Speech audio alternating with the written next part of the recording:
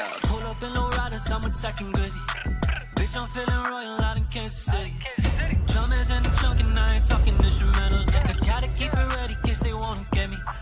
Diamonds hit a switch, I turn my wrist and it's on fire.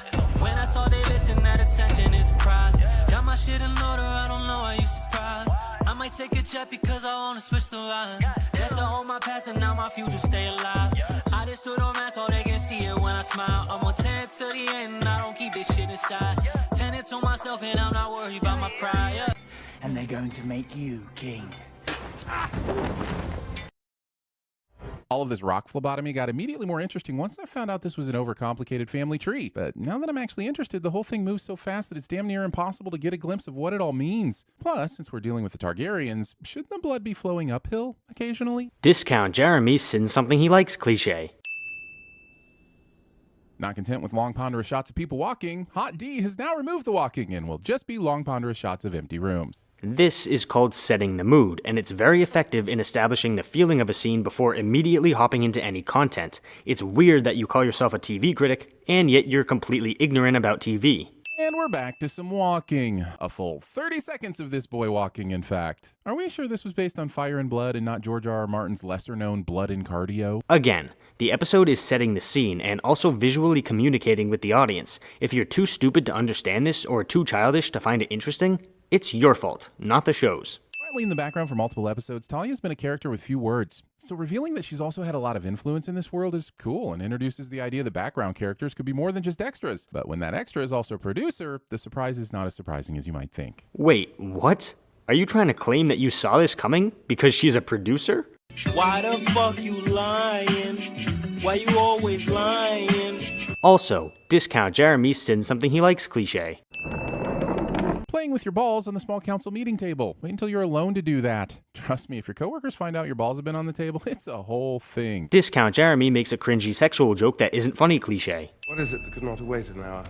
Tywin Lannister. Does he really think an urgent summons to a small council meeting would be over something insignificant? You knew the king was unwell and ready to die any day. This is the most read the room situation to ever have a room ready to be read. Aren't the Lannisters supposed to be smart and cunning? Here's 2 cents for not being Tywin. I miss him so much. Just because some Lannisters are smart and cunning doesn't mean they all are. You have the mindset of a toddler. Not every character should be a genius, because that would be unrealistic and not interesting to watch, seeing as nobody would ever make a mistake or have personalities. This is why your fanboys are complete idiots. They hear you say shit like this, and then think it's a mistake for a character to not be perfect. We grieve for Viserys the Peaceful. Viserys the Peaceful? Did he pick that name out himself? This is almost as bad as Bran the Broken. And why is it bad? It accurately encapsulates Viserys' tenure as king. What's wrong with it? Then we may proceed now with the full assurance of his blessing on our long-laid plans. Immediately admitting you had long-laid secret plans in the room with the person whose back you were plotting behind. Tylan not only remains a moron, but this over-explaining for narrative's sake is an insult to Alicent and the audience. What are you talking about? Tyland is saying that they can proceed with crowning Aegon, which is exactly what Alicent wants. Besides, he's working with Otto to crown Aegon, so he has the backing of the second most powerful man in the realm. It doesn't make sense for him to be tiptoeing around Alicent. I'm sorry, but I'm really hung up on these balls. Are they supposed to serve as proof that the person you see in the room is actually in the room? Is the council not in session or something until all the balls are in their sockets? Both of those would be fine, I suppose, but if that's the case, then these things are just a formality. And I can't see why this group that's been planning to usurp the throne gives a shit about these balls now that Viserys is dead. He mentions the fact that the balls are a formality, but still sins it. These people have very thoroughly been established to be strictly traditional, so what you're saying here is that the show would be better if it contradicted its own characters. Some 20 years ago, most of them now dead. Well, I'm glad someone's keeping track of the chronology through all these time skips. The old gods and the new all understood I wasn't. And that's your fault, not the show's. Despite the time skip, this show has been able to keep a phenomenal pace throughout the first season, which is very impressive, and the fact that you're too stupid and childish to keep up with it is your fault. And I will not believe that he said this on his deathbed, alone with only the boy's mother as a witness. At least someone on the small council is making logical sense. I look forward to hearing more wisdom from Lord Beesbury as the show continues. Well, For the millionth time, Discount Jeremy makes a dumb joke about a character who he knows will die soon. These jokes aren't funny, despite what your fanboys tell you, my guy. Please try to make high-quality videos instead of this garbage.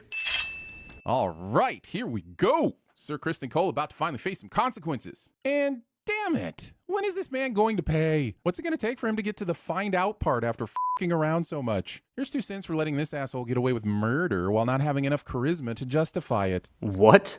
Why is it a mistake for a show to have a character get away with something that they shouldn't get away with? You're sinning a show for having realistically messed up stuff happen. You see why that's stupid, right? Discount Jeremy's philosophy is that a show is bad if all its conflicts aren't solved within the first few minutes of their introduction. Building up is what gives the audience payoff. The show is building up to Sir Kristen's karma, which is not a sin. But he has 4 daughters, all of them unmarried. Further relegating the role of women to being nothing but political bargaining chips in a scheme for power. You may say that's just how the world was back then. Surely you can't sin the show for an imperfect system that was limited by the times, right? And we'll remind you that this is TVSins, where we can and do sin whatever we want. Stick around. We have a cool clown that makes shadow puppets on Tuesdays. You're absolutely correct that you can sin whatever you want. However, the reason I sin you for saying things like this is because it shows a fundamental flaw of your channel. These types of sins are boring and annoying because nobody who has any common sense thinks that they're funny or genuinely critical, so they just waste our time and sound like you're bitching into a microphone. Remember, I used to love TVSins. The only reason I don't love them anymore is because the quality of their videos has dropped so much to the point where they say things like this: fire your current writers and hire people who can actually make decent jokes and say intelligent things. Stop pandering to the lowest common denominator. As Lord Beesbury's head lays cracked open on his power stone, it should now be obvious to everyone in the room that you can have your balls and you can have your Sir Kristen, but you cannot have both. Was that a failed attempt at a joke? Or maybe a failed attempt at a critique? Either way, it did not accomplish its goal, so... One more word and I'll have you removed from this chamber and sent to the wall. Oh, good to know the Night's Watch still exists. I was starting to get worried you forgot about them. You know a show's getting claustrophobic when I'm begging for more of the wall. Nope, this show is not claustrophobic. That's simply you begging for any reason to sin it. Also, nobody ever forgot about the wall. You're only saying that because you forgot that Knights of the Kingsguard can't take the black in a previous video. Sir Harold detaches his cloak so easily he's left Edna Mode asking, why didn't I think of that? Discount Jeremy makes an Edna Mode reference that isn't a sin of the episode cliche. I recognize no authority but the king's, and until there is one, I have no place here. Show upholds a long tradition of creating a character we might dare like, just to have them written out of the episode. But he's going to come back. He's not gone forever. What the fuck even is this sin? Why did you write it? If one possesses a thing, the other will take it away. Yes, princess. Helena's prophecies are an interesting and mystical addition to the show, but weirdly, we know that they're prophecies, but none of the characters seem to have caught on. The way everyone treats her, it seems like she's been saying strange things all the time for decades now. So aside from plot points, she has to be giving people a heads up on things like burnt tongues, stubbed toes, and the gastroenterological effects of their bean consumption. If this sin didn't tip you off to the lack of quality in these videos, then nothing ever will. He complained about the characters in the show not having information that we have as the audience. It's called dramatic irony, buddy, and it's not a sin because the characters in the show have absolutely no reason to believe that her words are prophetic. There is a beast beneath the boards. Helena's prophecies may often come true, but I'm just not sure what predicting Shaq's entrance to the NBA has to do with this show. Discount Jeremy makes a Shaq reference that isn't a sin of the episode cliche. Find him. Thus begins the pointless race between Alicent and Otto to accomplish basically the same goal. Here's 3 sins for finding yet another way to waste our time. Nope, you are lying yet again. The race is not pointless at all. The first person to get Aegon into their custody is the first one who gets to influence his rule and plant seeds against the other, meaning that whoever finds him first has a huge advantage over the other. Of course, your fanboys are going to argue against that all day because they're fucking stupid, but objectively speaking, this all makes total sense and is not a waste of time whatsoever. The lightness of this shot makes the darkness of this shot only possible if Rhaenys opening this window somehow just brought balance to the Force. Discount Jeremy makes it, you know what, you already know what this sin is for. The next 2 sins are just Discount Jeremy pointing things out on the screen, neither of which are actual sins, so... He said time to get it wet. The same thing I said to my younger brother the first time we set up the slip and slide in the yard somehow makes it into the episode. Did you think that was funny? Oof, swing and a miss, bro. Swing and a miss. Do not leave this room without declaring your intention. In bed. Haha, gotcha good, Otto. I'm sorry, this is probably the best episode they've had all season, but I've just been so bored by all the others leading up to this that I'm finding it hard to care about anything that's going on. Discount Jeremy lies about this show being boring. Also, yet another unfunny joke. How exactly does Scary Larry always have such great seats to every single important moment in King's Landing? Does he have a special code at StubHub? And by StubHub, I of course mean the local ticketing agency run by all the citizens that got caught stealing by the Kingsguard. Can you please stop making these cringy jokes? Seriously, cringe is not funny, it's awkward, and it makes these videos very difficult to watch. Also, Larys gets the good seats because he actively does everything within his power to witness important events. It's really very simple. One of many, I'd wager. Ah, yes, the old King Robert strategy. Maybe one of them will grow up to be an underutilized plot device. Discount Jeremy makes a Game of Thrones reference in the House of the Dragon video Ex Machina. Would he be any more obvious about sneaking out? For Pete's sake, man, use the back exit or something. No wonder you got caught. F***ing Lord Caswell. So you're sinning a character for making a bad decision out of panic? That doesn't seem right. Tolerated the prince's proclivities for years. Because it was my sworn duty, Eric. Based on the carbon dating of Viserys' corpse, this show has been going on for like 2,000 years. And in all that time, the writers couldn't show us Sir Eric tolerating the prince's proclivities. So now we have to sit through discount Errol Flynn and discount Arrol Flynn arguing the exposition onto the screen. Why are you lying yet again? In the last episode, we found out that Aegon raped a serving girl, and he didn't do anything about it. So we actually have seen this happen before, and you're lying to your audience. Where were you going then with such urgency? Come on, man. You were clever enough to engage in some subterfuge in the throne room, but now you can't even attempt to lie to save your own life? Your wife is sick. Your castle was raided by bandits. They just opened a Whataburger back home. Anything will do. Again, you're asking for a character to never make a mistake. This guy just got caught trying to flee the capital in order to meet up with the enemy. He's not thinking anything through very clearly. This is called being human, seeing as it's a mistake he made. Spent many hours with the Queen of late. Otto brings this up to Larys because he thinks something is afoot, and the meetings with Alicent have aroused suspicions, which is all well and good, but it doesn't make this line There's no reason those hours cannot in the end benefit you.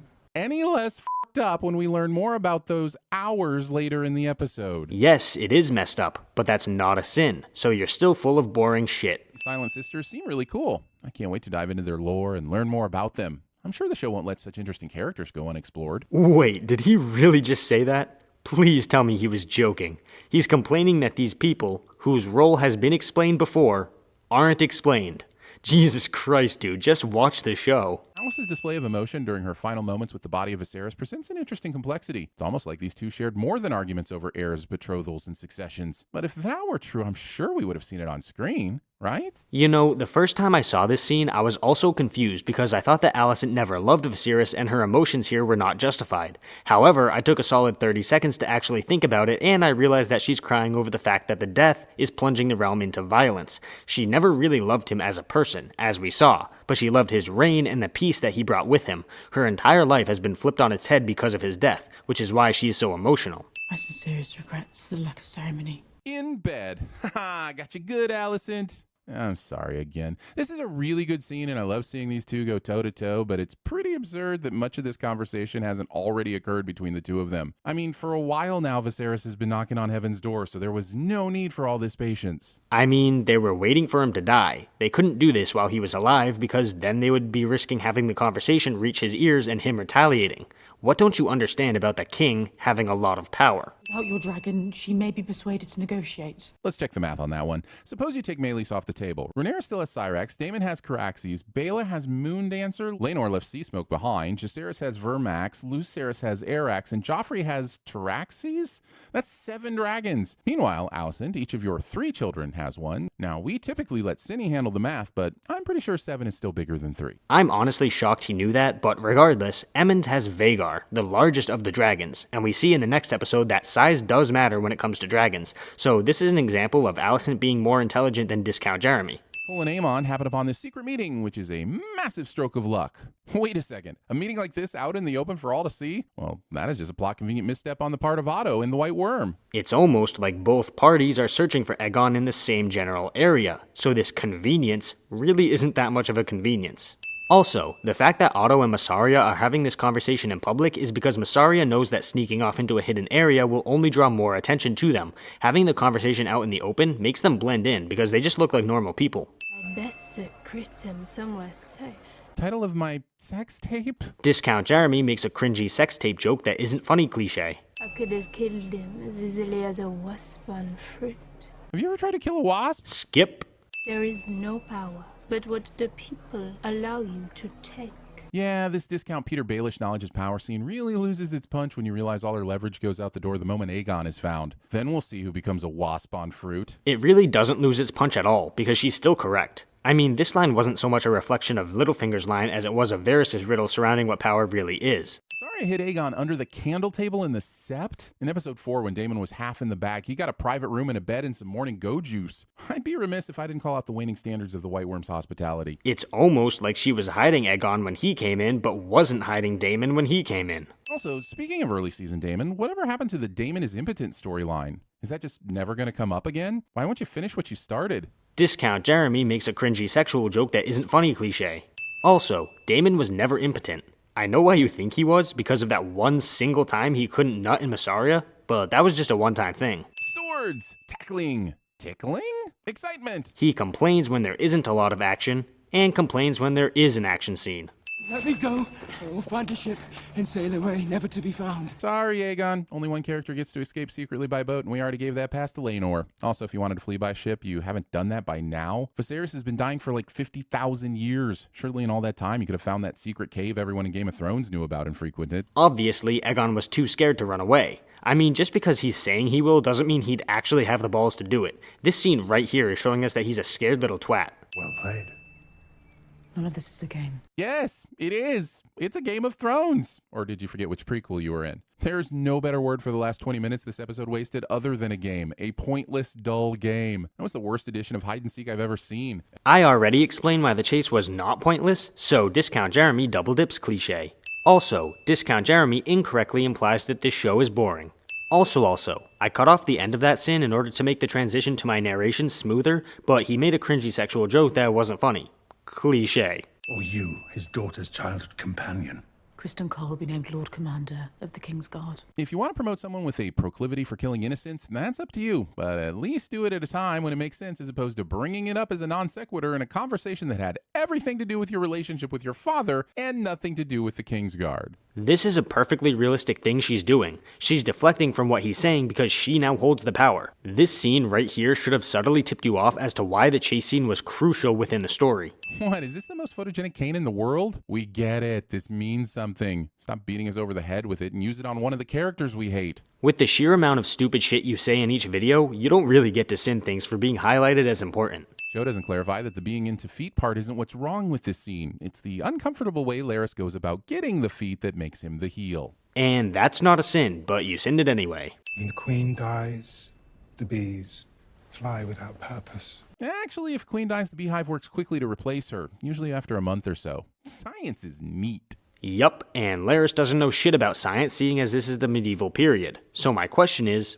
why did you sin this? The next 3 sins are yet again just Discount Jeremy pointing things out on the screen. With me, princess. Rhaenys doesn't question exactly who you are. Seriously, I have no idea if this is Eric or Eric, and that detail has become a contributing factor to suspense that I'm not sure the writers created intentionally. The way you can distinguish between the 2 brothers is by paying attention, which of course you refuse to do because you have the attention span of a toddler with ADHD. Oh good, another excellent disguise. Are the cloaks in Westeros magical so they keep your identity secret? Did I miss that part in the books? Just kidding, I didn't read the books. Literacy. Yeah, we know you didn't. Otherwise, these videos might actually be remotely decent. But regardless, have you noticed how dark it is outside? Yeah, they don't really need great disguises when it's this dark. Oh no, not that building. Okay, I have no idea where this fire is or why it matters. I believe the show wants us to think this is Massaria's house. Maybe it is, maybe it isn't. No one cares about that right now. But this shadowy figure does make me question how the criminals Larys enlisted as his foot soldiers were not good enough to previously evade capture by the City Watch, but are now all ninjas straight from the League of Shadows. So, in your mind, if someone gets caught once, that means they have to get caught every single time? What's your IQ? I feel like I asked that in every single House of the Dragon video, which should tell you everything you need to know about their lack of quality. Rhaenys and, Rick run into traffic because without proper motivation, they need these extras to push these characters in the direction the story needed them to go. Correct. And why is that a sin? There's nothing unrealistic about it, so I don't really know what your point is. The next 2 sins are yet more pointing things out on the screen. Do you people really find this crap entertaining? It's so boring. I mean, Sins videos used to actually be good, but now they're this dribble. Our beloved king, Viserys the Peaceful, is dead. Show doesn't acknowledge that the confusion in the crowd is due to the fact that no one thought he was alive to begin with. A whole bunch of unfunny bullshit. Cool entrance, bro, but this still seems a bit dangerous. Knowing Aegon, he's just as likely to troll them by taking a step backward and taking a blade to the skull. And the sin, of course, is that this doesn't happen. So you're sinning one of the best scenes in this remarkable show for something that would have made it worse not happening? How can a human being even be this stupid? How is that even possible? And yeah, I know it's a joke, but it just wasn't funny, so... For all of Alicent's talk earlier about how important it was to keep Rhaenys' dragon, she sure made zero effort to secure the dragon pit. You seem to have forgotten that the dragon pit has dragons in it. What I'm saying is that it doesn't matter how many guards are stationed in the pit, because if Rhaenys commands hers to kill them, it kills them. No question. It takes this long to realize what I actually meant when I said that I wanted to see a crowning scene. TVSins takes this long to realize what I meant when I said that quality is more important than quantity. Wait, they haven't actually realized that yet. God damn it.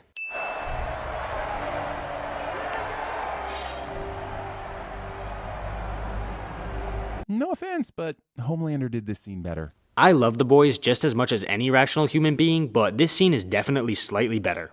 Not a lot better, but slightly.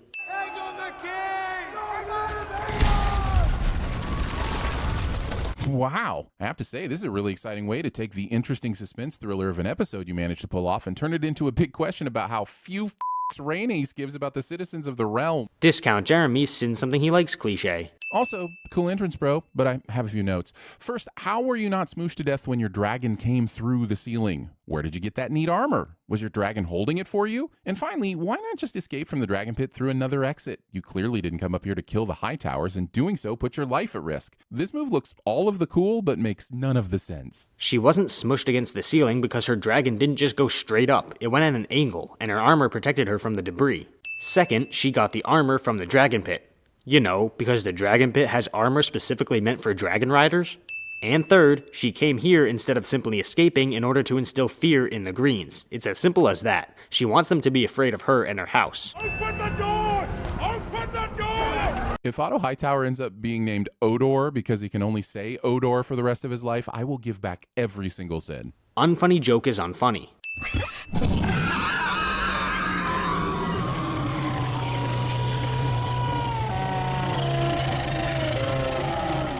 Whoa. Okay, that was cool. But also anticlimactic. So you would prefer the show to do something illogical rather than something logical simply for the spectacle of it? You have no appreciation for good storytelling, do you?